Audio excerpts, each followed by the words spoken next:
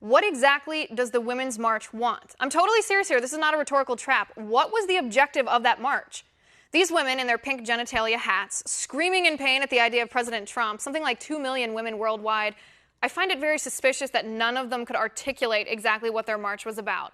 Women's rights, I heard that a couple of times, but what women's rights are in jeopardy here? Please tell me, law by law, line by line, statute by statute, what exactly is President Trump going to damage, or what rights is he going to deprive women? Tell me, please. I'm an independent woman. I want to stick up for women's rights, especially if they're on the chopping block. I have a platform. I can make a difference, but I cannot find women's rights at risk under President Trump.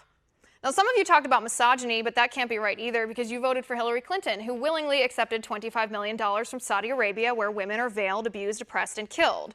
Your rude comments about First Lady Melania Trump were okay, some others said, because she's enabling a misogynist by staying married to him. Again, you voted for Hillary. She's still with Bill. He was actually impeached for lying about his extramarital sexual shenanigans. Some of you said you were protesting homophobia, but that can't be it either because President Trump is the first president in U.S. history to take office supporting gay marriage. A few of you had signs that read science, which I found particularly odd. Apparently you're not talking about science that says unborn baby is a human being. You didn't celebrate motherhood, the most mystical, magical, wonderful feminine experience. Instead, you seem to promote vulgarity. So Occam's razor at work here leaves us with 2 demands from the Women's March. 1, you want free birth control, and 2, you want unlimited access to abortion for any reason, and you'd love if taxpayers paid the tab. That's why you kicked out pro-life feminists. That's why you refused to publish a goal for your march. It's too disgusting to admit that 2 million women just marched to celebrate killing our unborn children, and you're too entitled to spend $4 at CVS and buy yourself protection. Sounds pretty nasty when the truth is exposed, huh?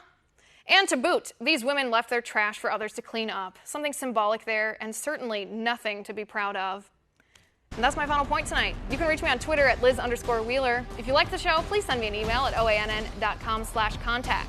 Don't forget, if you miss an episode of Tipping Point, you can now go back and watch the archives up to 2 weeks ago on cloudtv.com. There are 2 weeks worth of episodes saved there, cloudtv.com. In the meantime, catch us live here tomorrow at 9 p.m. Eastern, and until then, have a good night.